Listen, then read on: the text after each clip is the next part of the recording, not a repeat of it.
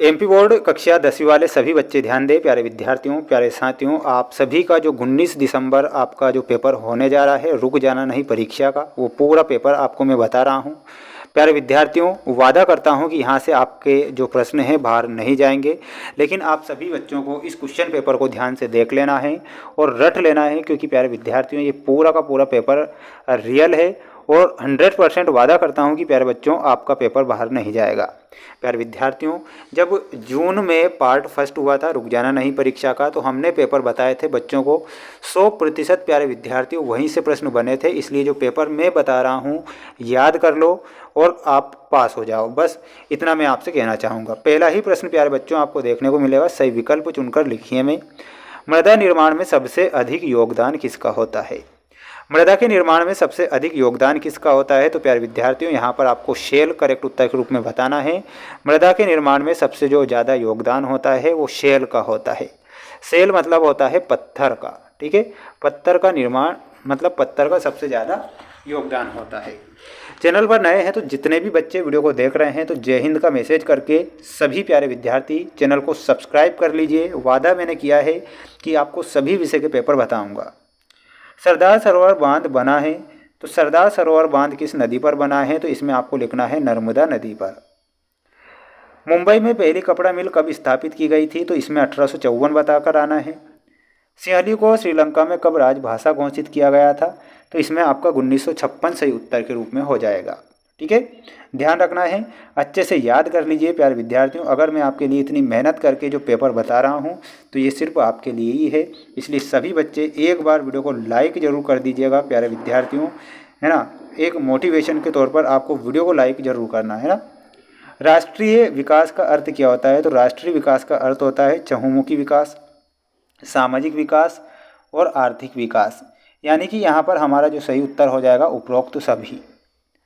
कपास किस प्रकार का उत्पाद है? तो कपास जो है प्यारे विद्यार्थियों एक प्राकृतिक उत्पाद है, तो यहाँ पर आपको प्राकृतिक लिखना है, ठीक है। इसके बाद में प्यारे विद्यार्थियों इन प्रश्नों को भी देख लीजिए, छाप लीजिए। पेपर का पीडीएफ अगर आपको चाहिए तो मैं आपको पेपर के पीडीएफ की जानकारी दे देता हूँ। सबसे पहले तो हमारा ऐप है जिसका नाम है mens education app. Mens education app प्यारे बच्चों लिंक मैंने डिस्क्रिप्शन में दे रखी है, तो पेपर के पीडीएफ भी वहाँ पर आपको मिल जाएंगे। संपूर्ण उत्तरी मैदान मृदा से बना है, तो संपूर्ण जो उत्तरी मैदान है वो बना है जलोढ़ मृदा से। देश में आधे से अधिक वन क्षेत्र घोषित किए गए हैं, तो उन्हें क्या घोषित कर दिया है? आरक्षित या फिर रिजर्व उन्हें घोषित कर दिया है। महानदी बेसिन में परियोजना जल संरक्षण और बाढ़ नियंत्रण का समन्वय है, तो इसमें आपको लिखना है हीराकुड, ठीक है। हीराकुड आपका सही हो जाएगा। बेल्जियम की कुल आबादी का 59% हिस्सा इलाके में रहता है, तो वो रहता है उत्तरी इलाके में। पर आधारित सामाजिक विभाजन सिर्फ भारत में है, तो किस पर आधारित? जाति पर आधारित। भूमिगत जल संसाधन का उदाहरण है, तो प्यारे बच्चों इसमें आपको नवीकरणीय संसाधन बताना है। नवीकरणीय हमारा सही उत्तर हो जाएगा, ठीक है। ध्यान रखना है, इन सभी प्रश्नों को अच्छे से याद कर लेना है। प्यारे विद्यार्थियों वादा करता हूँ कि दुनिया की कोई ताकत नहीं है जो कि आपको फेल कर सकती, अगर आप इन पेपर को अच्छे से लगा लेते हैं, याद कर लेते हैं तो। बांधवगढ़ राष्ट्रीय उद्यान कहाँ पर है? ये मध्य प्रदेश में स्थित है, तो ऑप्शन नंबर ग से मिलाना है। चाय में आपको असम से मिलाना है। फ्रांस की क्रांति 1789 में हुई थी। रोलेट एक्ट 1919 में आया था। बेल्जियम की भाषा डच एवं फ्रेंच है और करेंसी में इसमें हो जाएगा देश की सरकार उसे प्राधिकृत करती है, तो ऑप्शन नंबर ख से आपको मिला देना है, ठीक है। तो अब आप इसका स्क्रीनशॉट ले लीजिए, रट लीजिए। बार बार मैं आपसे कह रहा हूँ प्यारे बच्चों, अगर आपको पास होना है तो पेपर को तो याद करना ही पड़ेगा, क्योंकि ऐसे पेपर बता रहा हूँ जो कि आपको कोई नहीं बताएगा, इसलिए वक्त से पहले इन क्वेश्चन पेपर को रट लीजिए। सत्य और असत्य में आपसे प्रश्न पूछे जाएंगे। मध्य प्रदेश में स्थायी वनों के अंतर्गत सर्वाधिक वन क्षेत्र आते हैं, तो ये बिल्कुल सत्य है। बहुउद्देशीय योजनाओं के कारण भूकंप आने की संभावना है, ये भी सत्य होगा। 1805 में फ्रांस की क्रांति हुई थी, तो प्यारे विद्यार्थियों गलत बताना है। यूरोपीय संघ का मुख्यालय ब्रुसेल्स में है, ये आपका सत्य है। 2011 की जनगणना के अनुसार पुरुषों की साक्षरता दर 76% है, तो यह गलत हो जाएगा। किसी भी अर्थव्यवस्था को 4 क्षेत्रों में बांटा गया है तो ये आपका सत्य हो जाएगा। ठीक है, अब आप इसका अच्छे से एक स्क्रीनशॉट ले लीजिए, याद कर लीजिए प्यारे बच्चों। अगर पेपर में बता रहा हूँ तो 100% वादा करता हूँ कि यहाँ से आपके जो प्रश्न हैं वो बिल्कुल भी बाहर नहीं जाएंगे, इसलिए सभी बच्चों को इन्हें याद कर लेना है। बांधों को आधुनिक भारत का मंदिर किसने कहा था? तो इसमें आपको लिखना है जवाहरलाल नेहरू ने। किसने कहा था? जवाहरलाल नेहरू।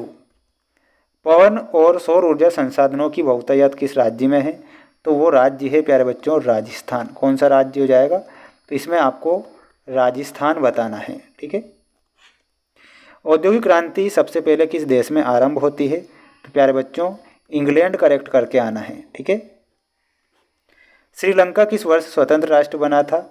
इसमें आपको 1948 करेक्ट करना है। 2011 की जनगणना के अनुसार भारत में साक्षरता दर कितनी थी? तो इसमें आपको लिखना है 74.4%। सूचना एवं संचार प्रौद्योगिकी को संक्षेप में क्या कहते हैं? तो इसमें आपको ICT लिख कर आना है। ठीक है, तो अब आप इसका एक स्क्रीनशॉट ले सकते हैं। प्यारे विद्यार्थियों, जो पेपर मैं बता रहा हूँ ये पूरा का पूरा पेपर मोस्ट इम्पोर्टेंट है और महत्वपूर्ण जानकारी मैं बता देता हूँ प्यारे विद्यार्थियों। अगर आप 4 सेट पेपर जो हम बताएंगे, अगर उन सेट पेपर को आपने पढ़ लिया तो दुनिया की कोई ताकत आपको फेल नहीं कर सकती। और प्यारे विद्यार्थियों, ये चारों ही सेट पेपर कहाँ पर मिलेंगे आपको? हमारा ऐप है जिसका नाम मैं बता देता हूँ, जिसका नाम है मेंस एजुकेशन ऐप। लिंक मैंने डिस्क्रिप्शन में दे रखी है, तो इस ऐप को इंस्टॉल कर लेना है और सभी बच्चों को इन चारों सेट पेपर को लगा लेना है अगर आपको इस बार पास होना है तो। ठीक है, तो चैनल को सब्सक्राइब करना ना भूलें। ये पूरा पेपर आप देख लीजिए, जो कि मोस्ट से भी ज़्यादा मोस्ट प्रश्न है भाई, ये तो है ना। 100% प्यारे विद्यार्थियों यहीं से प्रश्न बनेंगे इन चारों सेट पेपर से जो मैं आपको बता रहा हूँ। ठीक है, ये टोटल क्वेश्चन रहेंगे आपके, है ना, 23। तो ये पूरा पेपर मैंने आपको बता दिया है। मिलते हैं नेक्स्ट वीडियो में। जय हिंद।